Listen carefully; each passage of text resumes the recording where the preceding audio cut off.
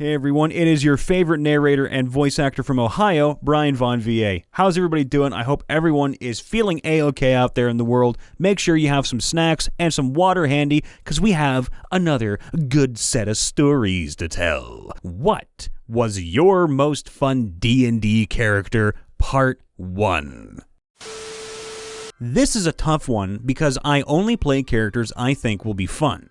My first character was an orphaned wizard in Forgotten Realms. His name was Marlin Demonspell. I enjoyed our entire adventures, including, but never completing, a Death of the Lords campaign in Waterdeep that my DM created in AD&D. However, Marlin pales in comparison to a second edition AD&D dwarf fighter cleric named Tarsus Ogre's Fear, set in Greyhawk. Tarsus had an inferiority complex with humans, especially human paladins. The party had one human paladin, and Tarsus competed with him on everything. Eventually, the paladin died trying to outdo Tarsus, and my dwarf took his weapon, which was intelligent. At one of our sessions that I was not able to attend, but talked to another player and asked him to control Tarsus in my stead. During combat that night, Tarsus was knocked unconscious. When he awoke, the sword's ego had taken over. He went from lawful good to chaotic evil. Now, before this, the party had reclaimed a castle that belonged to our wizard's family. Also, under the castle, there was a mine that Tarsus's clan had operated before Isis's forces conquered it. After we reclaimed it, Tarsus was the leader of the dwarves working the mine again. Now that he was chaotic evil, he began skimming off the top.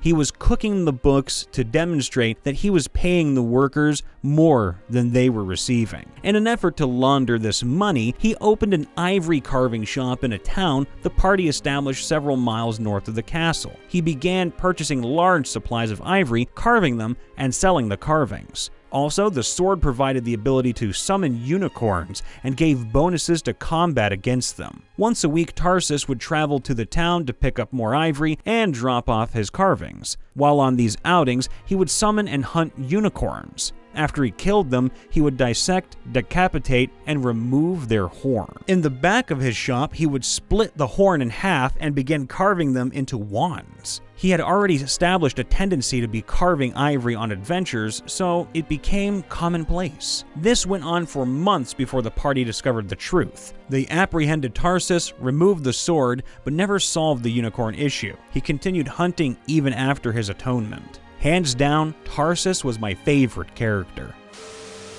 That would have to be my Halfling Ranger. Okay, he wasn't really a ranger in the character class sense. He was a town constable for the village of Boggy River. I can't even remember his name at the moment, but we all played halflings in that game. We were the classic, country bumpkins go on an adventure. I was the only one that started the game with a weapon. I had 3. Count 'em, 3 sling bullets. The town issued them to me. I had to return them if I didn't use them. Hey, iron is expensive. Well, there was the Forest Meister halfling with a bow, but he had only wood-tipped arrows. Iron is expensive.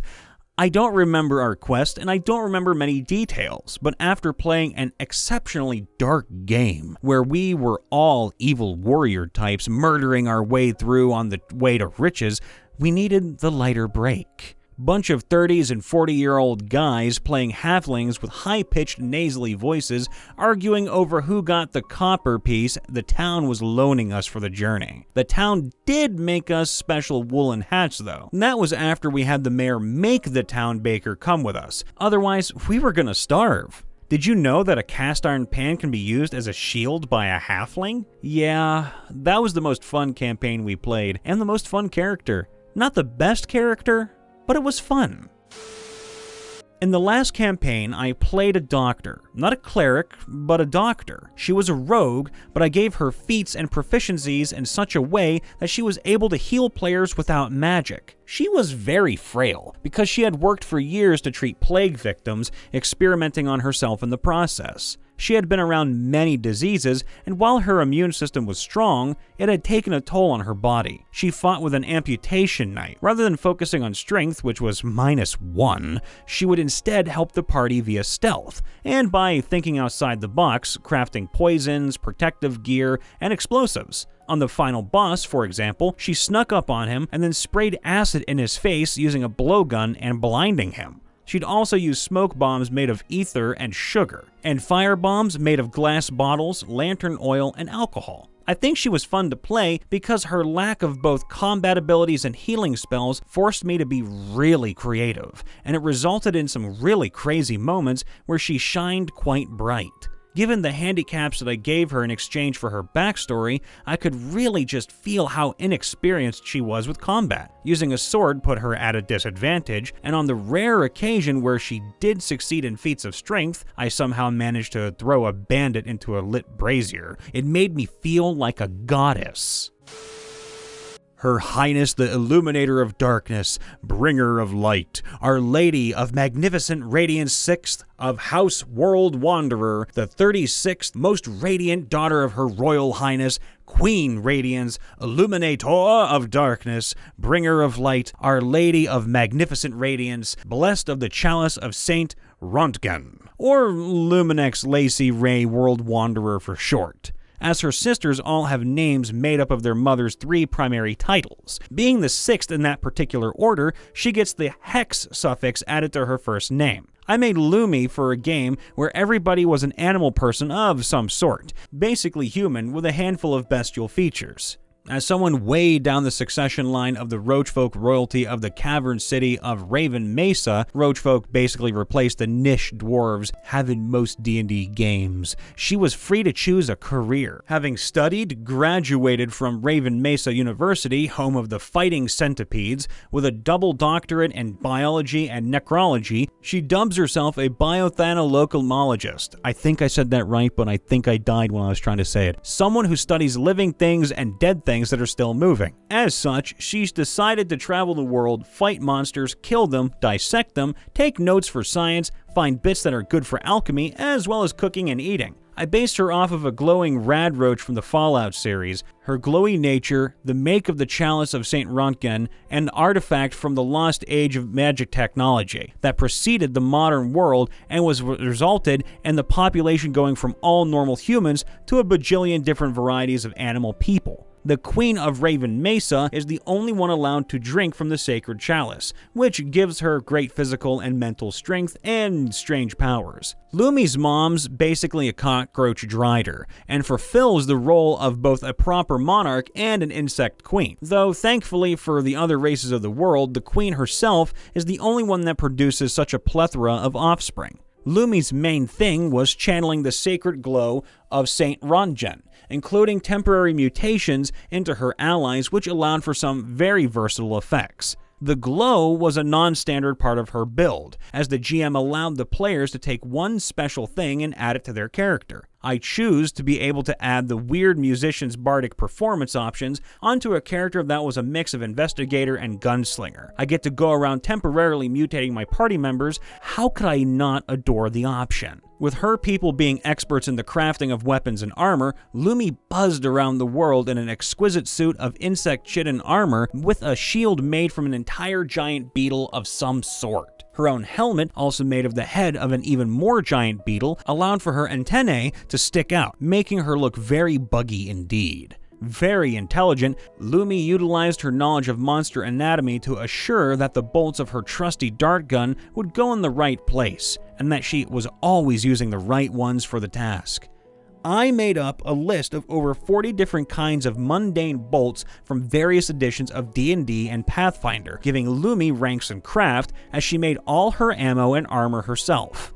Basically, a glowing cockroach knight, green arrow. I really loved writing dialogue for her as she would not shut up, happily offering her experience and knowledge on any and every situation. She would talk about her relatives, like her dear Uncle Hardhead, who developed the unfortunate condition of having sudden explosive nosebleeds when punned around, or her Aunt Blaze, who had her head bitten off, but with great care managed to remain alive and continue her academic career via Braille, or Great Aunt Brilliance, who perished in an explosion that took out a slightly smaller than usual chunk of the Raven Mesa University Applied Alchemical Studies building. She came back as a flaming specter and couldn't be happier with the whole situation.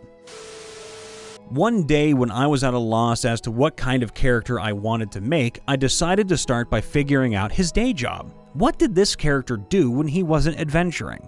I looked at various websites discussing medieval history, hoping to find mentions of unusual careers. I learned about the knocker-upper, which was basically this guy who'd walk around with a pole and hit people's shutters to wake them up at a given time in the morning. I learned about leech collectors, basically folks who go out and find leeches for use in medical practice. The one I thought most fitting, however, was the duck master.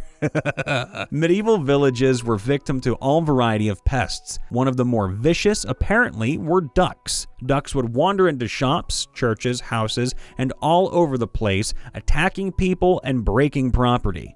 The duck master's job was to wrangle them up and kick them out. He'd deal with all sorts of animal catching and pest control, but the title of duck master was what stuck. Thus was born Royon, the duck master Lukenvelt, the human ranger. With obscenely low intelligence and charisma scores, and a decent wisdom, I loosely based Royon's personality on the portrayal of Radagast the Brown in the Hobbit films. He lived in the woods, and most of his friends were animals. Basically, the only time he interacted with humans was when they needed him to do a job, which is how he got into adventuring. The party needed some assistance dealing with a ferocious beast, and the nearby villagers recommended they seek out the Duck Master. Role-playing him was always delightful. I modulated my voice to sound like the biggest dumbass I could, and I'd always try to make weird allusions to nature that would sound reasonable to Royon, but would be weird to anyone else.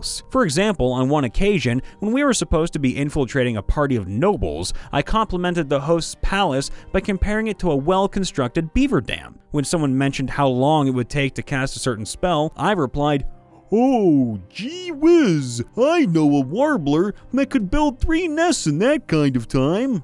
I don't know how well this comes across in text, but it got the whole table laughing. I'll do Royon justice, I promise. When Royon reached level 4, he got his animal companion. I chose for him a horse and named her Greased Lightning. And yes, when it was time to introduce the party to Greased Lightning, he brought with him 2 beavers with Viol da Gambas in tow and a team of finches as backup singers. And he/I sang the following. I'm gonna do it justice, I swear it. This horse is fur-o-matic. She's jump-o-matic.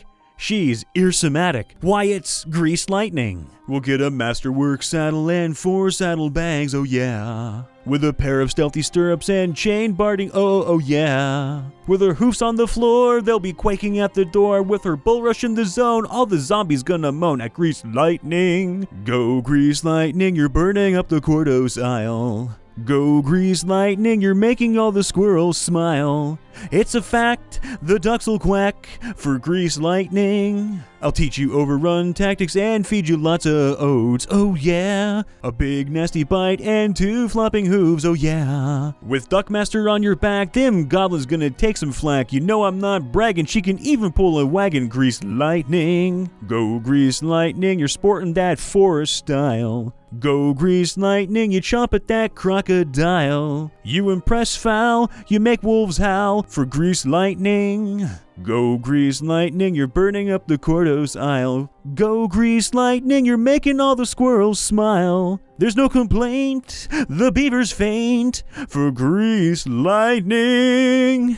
One last thing about the Duck Master. I name all of my D&D and Pathfinder characters after characters from my girlfriend's novels. Royon is the sexiest male she's ever written. He's handsome, charming, smart, and dashing. She's never quite forgiven me for making my Royon a comic relief weirdo dumbass.